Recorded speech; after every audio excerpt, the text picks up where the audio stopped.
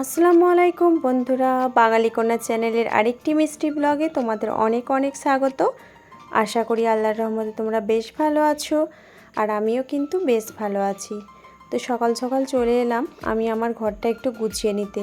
মানে বুঝতেই পারছো, এখন ছেলে আর হাজব্যান্ডকে ছেড়ে দেওয়ার পর কিন্তু আমাকে চলে এলো আমার ঘরের যে যাবতীয় কাজগুলো ছিল সেগুলো করে নিতে। তো এখন আমি এই কাঁথাটার জন্য তো অনেক দিন ধরে ভাবছিলাম ওয়ারটা কাচবো। তো যে কাঁথার কভারটা ছিল সেটা কাচবো কাচবো করেই ছিলাম, কিন্তু হয়ে আর উঠছিল না। তাই কাঁথা থেকে কভারটা খুলে নিলাম, এখন এটাকে কেচে নেবো। কাঁথার কভারটা কিন্তু খুব ভারী। আর একটা তোমাদেরকে কথা বলবো, তো কাঁথায় কভার দিলে কিন্তু কাঁথাটা তো সবসময় কাচা যায় না, তো সেই জন্য কভারটা দেওয়া থাকলে কভারটা কেচে নিলেই কিন্তু বেশ ভালো হয়ে যায় পরিষ্কার। তো সেই জন্য আমি কাঁথার কভারটা খুলে রেখেছি, কেচে নেব। আর এখানে আমি কিন্তু মশারিটা সুন্দর করে ভাঁজ করে নিচ্ছি। একটা জিনিস জানো তো, মশারি কিন্তু অনেকেই করে গোল গোল করে পাকিয়ে পাকিয়ে তুলে দেয়, অনেকে আবার একদিকে কোণটা ধরে কিন্তু তুলে দেয়। আমি কিন্তু ওরকমভাবে পারি না, আমি কিন্তু সেই নতুনের মতো করে ভাঁজ দিয়ে তবেই কিন্তু রাখি। তবে এরকমভাবে করে মশারিটা এক সাইডে তোলা থাকলে বেশ কিন্তু ভালো লাগে, রুমের ভেতরটা কিন্তু বেশ ভালো লাগে। কিন্তু কোনো রকম উল্টোপাল্টা জিনিস যেমন জামা কাপড়ের মতো সেরকম কিন্তু অগোছালো মনে হয় না। নিজের রুমটাকে সবসময় পরিষ্কার পরিচ্ছন্ন আর গুছিয়ে রাখলে কিন্তু যখন তুমি বাইরে থেকে রুমের মধ্যে ভিতরে ঢুকবে, রুমের ভিতরে, তখন কিন্তু তোমার এমনি এমনি মনটা ভালো হয়ে যাবে, যখন দেখা যাবে যে ঘরের সুন্দর করে ঘরটা গোছানো আছে। তবে আমি আমার মতো করে গোছানোর চেষ্টা করি। জানি না তোমাদের কেমন লাগে, আমার রুমটা গোছানো অবশ্যই কমেন্টে জানিও। আমার রুমটা কিন্তু খুব যে ছোট সেটাও নয়, আর বড়ও কিন্তু খুব নয়। তো আমার মতো করে আমি গুছিয়ে রেখে দেওয়ার চেষ্টা করি সব সময়। এখন আমি বিছানার চাদরটাকে টান টান করে নিচ্ছি, আর এদিকে বিছানার চাদরের ওপরে পড়ে থাকা যেগুলো নোংরা আছে সেগুলোকে ভালো করে আমার বেড ঝাড়ুটা দিয়ে ঝেড়ে দিচ্ছি। আর দেখো, আমি কিন্তু এটা নিজেই তৈরি করেছি বেড ঝাড়ুটা কিন্তু আমি কেনা দিয়ে ব্যবহার করিনি, কারণ আমাদের নিজেদেরই নারকেলের গাছ আছে। সেই গাছের পাতাগুলোকে কেটে যে কাঠিগুলো আছে সেই কাঠিগুলো দিয়ে আমি একটা বোতল কেটে নিজেই কিন্তু বেড ঝাড়ুটা তৈরি করেছি। আর আমি যে প্লাস্টিকের বেড ঝাড়ুগুলো সেটা কিন্তু ইউজ করিনি। এটাও কিন্তু বলতে পারো সংসারের যে খরচা, সেই খরচা থেকে এটাও কিন্তু আমি কিছুটা বাঁচিয়ে রেখেছি টাকা। তো বেড ঝাড়ু কিনতে গেলেও তো এখন বেশ কিছু না হলেও বেশ কিছু টাকা লাগবে, সেই জন্য সেটা নিজেই তৈরি করে ফেলেছি। অপ্রয়োজনীয় যে একটা বোতল ছিল সেই বোতল দিয়েই। এখন আলমারির মাথাটা দেখতে পাচ্ছ কীরকমভাবে অগোছালো হয়ে আছে, চারিদিকটা ঘেঁটে আছে। তো চেষ্টা করছি সেখানটা একটু গুছিয়ে রাখার, কারণ এখানে কিন্তু আমার অনেক দরকারি জিনিসও আছে। এখানে দেখো, এই চকলেটের প্যাকেটটা দেখতে পাচ্ছ, এটা হচ্ছে আমার ছেলের আন্টি ওকে দিয়েছিল। ওর মানে কোনো ভালো কাজ করার জন্য ওকে কিন্তু এটা গিফট করেছিল। তো এখন আমি প্যাকেটটা ফেলে দিচ্ছি আর ওইগুলো কিন্তু বার করে রেখে দিচ্ছি। আর এখানে দেখো, খেলনাটা ছেলের আমি উপর থেকে পারতে যেয়ে পড়ে যেয়ে জিনিসটা কিন্তু ভেঙে গেছে বলতে পারো, ব্যাটারিগুলো খুলে গেছে। আমি তো চেষ্টা করলাম লাগাবার, কিন্তু পারলাম না। এটা কিন্তু ওর পাপাকে দিলে হয়তো সারিয়ে দিতে পারবে। আর জিনিস নষ্ট হওয়া আমার কিন্তু খুব কষ্ট হয়। আমি যেহেতু অত বড় বড় বা দামি দামি জিনিস কিনে ছেলেদেরকে দিতে পারি না, তো আমার যেটা সামর্থ্য, যেটুকু সেই সামর্থ্য অনুযায়ী বাচ্চাকে দিই। তার মধ্যেও যদি ভেঙে যায় সেটা কিন্তু খুব কষ্টেরই কারণ। এখানে কিন্তু আমার যে দেখতে পাচ্ছ আলমারির মাথায় যে জিনিসগুলো রয়েছে, যে জারগুলো, যে ডিব্বাগুলো রয়েছে, সেগুলো কিন্তু আমার দরকারি জিনিস থাকে। ছেলেকে টিফিন দেওয়ার জন্য কখনো কেক, বিস্কিট এসব রাখা থাকে। আবার অনেক সময় কি থাকে, ছেলে বিশেষ করে যখন গরম হয় তখন বলে মাম্মা আমাকে একটু গ্লুকোজ করে দাও। তখন কিন্তু ওই গ্লুকোজের একটা কৌটো আছে, সেটা থেকে গ্লুকোজ নিয়ে ওকে করে দেওয়া হয়। এসব দরকারি জিনিসগুলি কিন্তু ওখানে আছে। ভাবি অনেক সময় কিছু জিনিস বাদ দিয়ে দেবো, বাদ দিয়ে ওখানটা ফাঁকা করব, কিন্তু কোনোটাই কিন্তু বাদ দেবার নয়, ফাঁকা করতে পারি না। এখন চলে এলাম আমার ড্রেসিংটা ভালো করে মুছে নিতে। আমার ড্রেসিংয়ের যে আয়নাগুলো রয়েছে সেগুলো বেশ কিছুদিন ধরে দেখছিলাম একটু নোংরা নোংরা লাগছে, সেই জন্য একটু পরিষ্কার করে নিচ্ছিলাম। তবে একটা জিনিস তোমাদেরকে আমি বলবো, আয়না জিনিস বা কাঁচ জিনিস সবসময় কিন্তু কাগজ দিয়ে মোছাটাই ভালো। কাগজ বা খবরের কাগজ দিয়ে মুছলে কিন্তু কাঁচ জিনিসটা খুব তাড়াতাড়ি পরিষ্কার হয়ে যায়। এখন আমি চলে এলাম সকালবেলা ভালো করে ঝাড়ুটা দিয়ে নিতে। তো এখানে দেয়ালগুলো একটু যেন অগোছালো লাগছিলো, তাই একটু গুছিয়ে ভালো করে ঝাড়ু দিয়ে দিচ্ছি। তো এখন আমি আমার রুমে চলে এসেছি। রুমে দেখতে পাচ্ছ কাগজ টাগজও পড়ে আছে, কারণ ছেলে কালকে স্কুলে যখন পড়াশোনা করছিল তখন একটু কাগজ টাগজ কেটে ফেলেছিল, সেই কাগজগুলো কিন্তু তোলা হয়নি, সেইগুলোই কিন্তু এখন মেঝেতে পড়ে আছে, সেগুলোকে এখন আমি পরিষ্কার করে ঝাড়ু দিয়ে দিচ্ছি। আর বাচ্চা বাড়িতে থাকলে কিন্তু এই কাগজ টাগজ বা চিপস চকলেট কুরকুরের প্যাকেট কিন্তু একটু থেকেই থাকে এইগুলো কিন্তু। আর যদিও চিপস কুরকুরে চকলেট যেটা বলছি, আমাদের বাচ্চারা কিন্তু সেভাবে অতটা খায় না। অনেক বাচ্চা কি করে সব সময় চকলেট চিপস কুরকুরে এসব কিন্তু খেয়েই থাকে। আমাদের যে বাচ্চারা রয়েছে ওগুলো কিন্তু অতটা খায় না, চকলেট চিপস কুরকুরে সবসময় এড়িয়েই থাকে।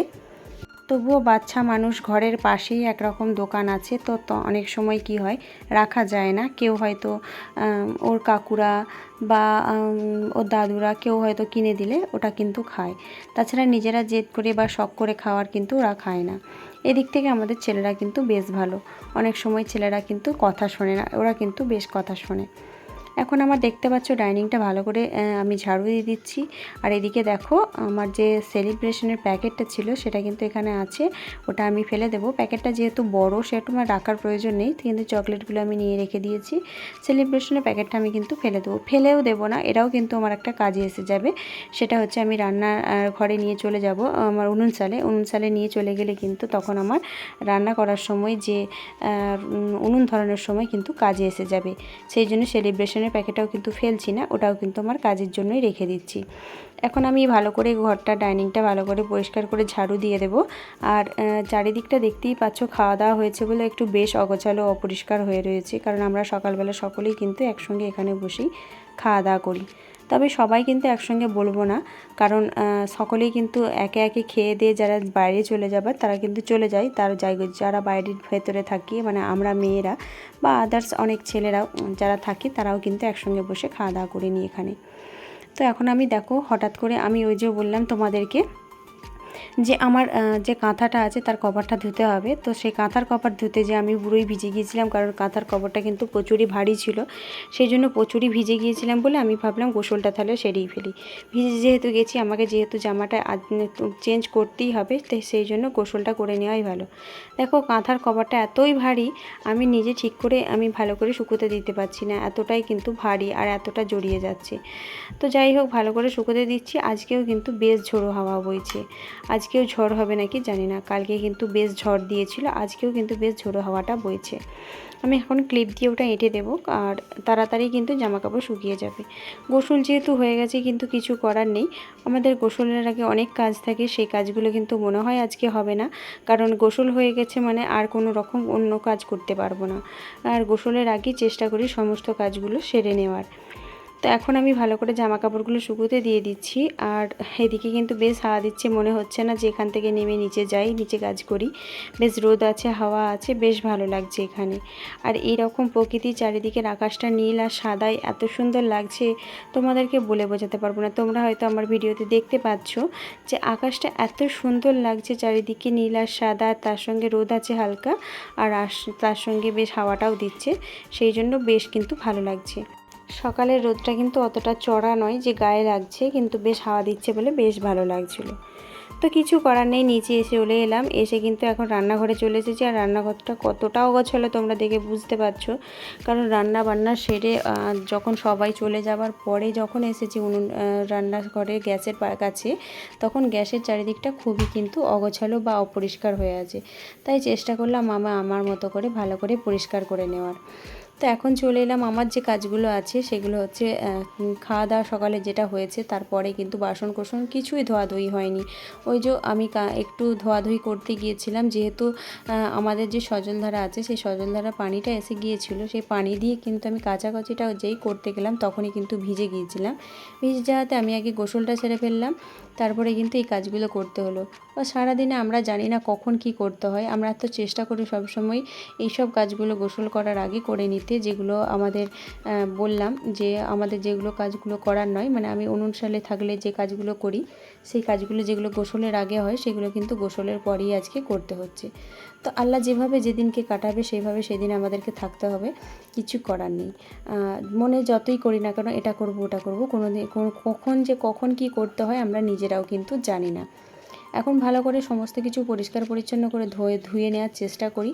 তো চেষ্টা করছি তাড়াতাড়ি একটু করে নেওয়ার, কারণ ওই যে বললাম ছেলে স্কুল থেকে এসে যাবে আর নিজেকেও কিন্তু একটু তাড়াতাড়ি করতে হবে। আর একটা আমার কিন্তু জরুরি কাজ আছে যেটা কিন্তু করতে হবে, তোমাদেরকেও কিন্তু সেটা দেখাবো কি কাজ না কাজ তোমরা দেখতে পাবে।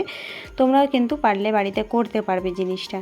আর আমাদের যে একটা জিনিস জানো তো, মধ্যবিত্ত ফ্যামিলিতে বিভিন্ন রকম পন্থা খুঁজে, মানে কোন দিক থেকে কোনটা করলে কোন দিক থেকে সেভ হবে, কোনটায় তাড়াতাড়ি কাজ মিটবে, কোনটায় অল্প পয়সা খরচা হবে, অল্প জিনিস খরচা হবে, সেই সব কিছু ভেবে চিন্তেই কিন্তু সব কাজগুলো আমাদেরকে করতে হয়। যেহেতু আমাদের সাংসারিক যে ইনকাম কম, স্বামীর ইনকাম কম, সাংসারিক যে খরচা সমস্ত কিছু সেসব কিছু মেনটেন করার পরেই কিন্তু আমাদেরকে সব কিছু করতে হয়। সেই জন্য আমি তোমাদেরকে একটা জিনিস দেখাবো, তোমরা কিন্তু সেটা পারলে করলে তোমাদের কিন্তু বেশ ভালোও লাগবে। যারা নিজেদের শরীর অসুস্থ থাকাকালীন যারা খাওয়া দাওয়া করতে পারছো না, তাদের জন্য কিন্তু বেশ ভালো জিনিস আমি বলবো। তো ওষুধের থেকে ভালো কাজ করবে। তো এখন আমি ভালো করে ধোয়াধুয়িটা করে নিচ্ছি ভালো করে, কারণ এগুলো কিন্তু অনেকক্ষণ থেকে আছে তো তাই শুকিয়ে গেছে, তাই ধোয়ার আগে কিন্তু ভালো করে ভিজিয়ে দিতে হয়েছিল, তাতে তাড়াতাড়ি উঠে যায় সেই জন্য। তো ভালো করে ধোয়াধুয়ি হয়ে গেছে। এখন আমি চলে এলাম, রান্নাবান্না হয়ে গেছে বলে উনুন শালটা পরিষ্কার করে নিতে। এই যে উনুন শালে কত নোংরা রয়েছে সেগুলোকে ভালো করে আগে আমি পরিষ্কার করে নিচ্ছি। আর আমাদের উনুন শালের ভিতরটা বেশ বড়, আর এখানেই কিন্তু আমরা নিজেদের কাজগুলো করিনি। এখন আমার ঝাড়ু দেওয়া হয়ে গেছে, এখন কিন্তু মোছামুছিটা সেরে ফেলছি। আর আমরা এইভাবেই কিন্তু লাঠি দিয়ে এখানটা মুছে নিই। আর আমাদের এখানে কিন্তু একটা লাঠি আর একটা মোছা রাখাই থাকে সবসময়, যেটা এখানের জন্য কাজ করি। আর একটা যেটা বাড়ির মধ্যে কাজ হয় সেটা কিন্তু আলাদা। এখন আমার মোছামুছিটা প্রায় কমপ্লিট হয়ে গেছে। আর এখন আমি তোমাদেরকে যে জিনিসটা বলছিলাম সেটা হচ্ছে যে আমার মতো যারা অসুস্থ আছো, মানে ওই যে আমার একটা প্রবলেম আছে, তোমাদেরকে বলেছিলাম যে সিস্টের প্রবলেম, যার জন্য খাওয়া দাওয়া করতে পারি না, বেশিরভাগ সময় বমি হয়, বমি বমি ভাব থাকে। সেই যে প্রবলেমটা যাদের আছে, বা যাদের নতুন প্রেগনেন্সি আছে, প্রেগনেন্সিতেও কিন্তু এরকম সিস্টের যে সমস্যাগুলো সেগুলো হয়ে থাকে, বা যাদের গ্যাস অম্বলের সমস্যা তাদেরকেও কিন্তু আমি এই জিনিসটা বলবো। তো যেটা হচ্ছে তোমরা চেষ্টা করবে এই জিনিসটা করলে কিন্তু তোমাদের ওষুধের খরচা বেঁচে যাবে, বা শরীরে হয়তো ভালোও থাকবে, খেতেও কিন্তু ভালো, আর কোনো রকম এই সমস্যাগুলো হবে না। এই যে বমির সমস্যা আমার যেটা হয়, মানে খাবার পরে নিজেকে এত কষ্ট হয় যে বলে বোঝাতে পারবো না, কখন হয় বমি হয়ে যায়, আর নাহলে বমির যে কষ্টটা, বমি না হয়ে যে কষ্টটা, সেই কষ্টটা কিন্তু হয়েই থাকে। বমি না হলে যে কষ্টটা কতটা হয়, যাদের হয় না সেটা যখন বমি পায়, যখন হয় না, তারা কিন্তু বুঝতে পারবে যে কতটা কষ্ট হয়। তো এখন আমি এখানে দিয়ে দিলাম কিছুটা জোয়ান, কিছুটা মৌরি, অল্প একটু নুন দিয়ে আমি কিন্তু এই কড়াইটা হালকা হালকা আঁচে কিন্তু এখন ভেজে নিচ্ছি। আর এখানে কিছুটা জোয়ান ভেজে তুলে রেখেছি। এই জোয়ান ভাজাটা আমি এখন কিন্তু অন্য একটা জায়গার মধ্যে ঢেলে দেবো। আর এখানে যেটা গরম করছি সেটা কিন্তু এখন ভালো করে ভেজে ভেজে অল্প অল্প করে ভাজবো। আর এখানে কিন্তু আমি ভাজতে ভাজতে গরম হওয়ার পরে কিন্তু একটা লেবু কেটে ভালো করে আমি সেই ভাজা জোয়ানগুলোর উপরে একটু একটু করে দিচ্ছি, আর অল্প অল্প করে নেড়ে দিচ্ছি। এইভাবে কিন্তু দেখতে পাচ্ছ আমি এখন জোয়ান, মৌরি আর যে অল্প নুন দিয়ে আগে রেখেছিলাম, আর এখন কিন্তু তাতেও আমি একটু লেবু কেটে দিয়ে দিচ্ছি, আর ভালো করে অল্প অল্প করে নেড়ে নেড়ে নেড়ে নেড়ে রাখছি, কারণ তাতে করে কি হবে, তলায় ধরে যাবে না আর ভালো হবে। আর তাতেও কিন্তু আমি একটু নুন দিয়ে দিলাম, যেহেতু নুন টকটা বেশ ভালো লাগবে নুন লেবুর। তো এখন আমি ভালো করে জোয়ানটা এইভাবে ভেজে নেব। আর যাদের বললাম প্রেগনেন্সি আছে, যাদের আমাদের মধ্যে সমস্যা আছে বা গ্যাস অম্বলের সমস্যা আছে, তারা কিন্তু এইভাবে খাবে, দেখবে তোমাদের গ্যাস অম্বলের সমস্যা বা অন্য কোনো সমস্যা কিন্তু দূর হয়ে যাবে। এটা আমার হয় বলে তোমাদেরকে আমি সাজেস্ট করলাম। তো তোমরা কিন্তু দেখবে তোমাদের কিন্তু উপকারই আসবে। এখন আমি যে বাসন কুসনগুলো খাওয়া হলো বা যেগুলোই রান্না হলো সেগুলোকে কিন্তু ধুয়ে নিচ্ছি। আর এটা দেখতে পাচ্ছ, এটাই কিন্তু আমাদের ডিম ফাটিয়ে কিন্তু ভাজা হয়েছিল, সেই জন্য আগে আমি 2-3 বার করে ধুয়ে নিলাম। সেটা কিন্তু ধুয়ে নেবার পরে কিন্তু অন্য জিনিস দিয়ে কিন্তু আমি কিন্তু হাত দিয়ে ধুয়েছি, কারণ অন্য কোনো জিনিস দিলে কিন্তু ডিমের যে গন্ধটা সেটা কিন্তু সেই পুরো যেটা দিয়ে মাজা হবে সেটাই কিন্তু হয়ে যায়। সেই জন্য আমরা ডিম যখনই ভেঙে অন্য কোনো জিনিসে ইউজ করি, ডিম ভাজা হয় যখন ভেঙে, তখন সেই যে জায়গাটা থাকে তাকে আগে ভালো করে ছাই দিয়ে ধুয়ে নিই, তারপরে সাবান দিয়ে ধুয়ে তারপরেই রাখি, নাহলে ডিমের গন্ধ করে বলে অন্য জিনিসে রাখলে, অন্য কোনো জিনিসের সঙ্গে মাজলেই কিন্তু সেই জিনিসটা আর খাওয়া যাবে না, এত গ্যাস গন্ধ করে। তো এখন আমি আমার যে হাঁড়ি কুড়ি যেগুলো যা ছিল সেগুলোকে ধুয়ে নিচ্ছি। যেহেতু আমরা গোসলের আগে এগুলো সেরে নিই, কিন্তু আজকে যেহেতু আমার গোসল হয়ে গেছে কিছুই করার নেই, তো এইভাবেই কিন্তু আমাকে সেরে নিতে হচ্ছে সমস্ত কাজ। তো এরপরেও জানি না, হয়তো গোসল করতে হতেও পারে আবার নাও হতে পারে। আজকে ওয়েদারটা অতটাও কিন্তু কষ্টের নেই, গরম কিন্তু খুব একটা নেই, যার জন্য অতটাও কিন্তু কষ্ট হচ্ছে না। গরম যদি খুব একটা থাকতো তাহলে কিন্তু এই জিনিসটা হতো না। তবে আমাদের পাশের বাড়ি একজনদের কিন্তু বাড়ি হচ্ছিল, সেই জন্য কিন্তু সেখানে ঢালাই হচ্ছে বলে কিছু খাওয়া দাওয়ার ব্যবস্থা সেখানে আছে বাচ্চাগুলো, সেখানে হয়তো বাচ্চাগুলো খেতে যাবে, আর আমাদের কিন্তু বাড়িতেই খাওয়া দাওয়া করা হবে। তাই বেশি কিন্তু কিছু রান্না করতে হয়নি, অল্প কিছু রান্না করেই কিন্তু হয়ে গেছে। তো বাচ্চাগুলো যেহেতু থাকবে না, তারপরে ঠাকুমা থাকবেন না, সেহেতু আমাদেরকে বেশি কিছু রান্নাবান্না না করেই কিন্তু হয়ে গেছে। তো এখন আমি ভাতের যে হাঁড়িটা ছিল সেটা ভালো করে পরিষ্কার করে ধুয়ে নিচ্ছি। আর আমরা যখনই কালি জিনিসগুলো তুলি, মানে যেগুলো বলেগুলো তুলতে হয়, সেগুলো কিন্তু একটা মোটা জালি আছে, জাল দিয়ে সেইগুলোকে ভালো করে ঘষে ঘষে তুলে নিয়ে তারপরে কিন্তু মেজে নিয়ে আমাদের অতটা কিন্তু কষ্ট হয় না সেই জন্য। তো এখন আমি হাঁড়িটা ভালো করে পরিষ্কার করে ধুয়ে নিচ্ছি, মেজে নিচ্ছি, তারপরে কিন্তু ধুয়ে নেব। তো তোমাদের আমার ভিডিও কেমন লাগলো অবশ্যই কমেন্টে জানাবে, ভালো লাগলে লাইক শেয়ার অবশ্যই করবে, আর তার সঙ্গে তোমরা কে কোথা থেকে দেখছো সেটাও কিন্তু জানিয়ে দেবে। তো আজকের মতো আমি ভিডিওটা এখানেই শেষ করলাম। নেক্সট কোনো ভিডিওতে তোমাদের সঙ্গে আবার দেখা হচ্ছে। খোদা হাফেজ।